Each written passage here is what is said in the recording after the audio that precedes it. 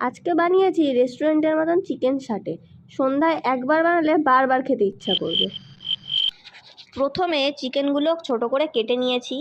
এতে আদা রসুন বাটা, সয়া সস, লেবুর রস, সামান্য লবণ, গোলমরিচ আর একটু তেল সব কিছু ভালো করে মেখে অন্তত 30 মিনিট ম্যারিনেট করে রেখেছি, যাতে মশলার স্বাদটা চিকেনের ভেতরে যায়।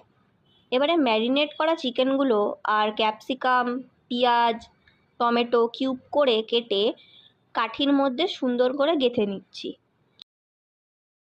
দেখতে কিন্তু এখন থেকেই বেশ টেম্পটিং।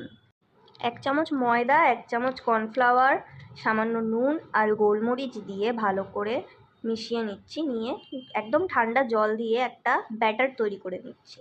প্যানে সামান্য তেল দিয়ে চিকেনগুলো কর্নফ্লাওয়ারে কোট করে ভেজে নেব। ব্যাস তৈরি আমাদের জুসি চিকেন সাটে দোকানের মতো।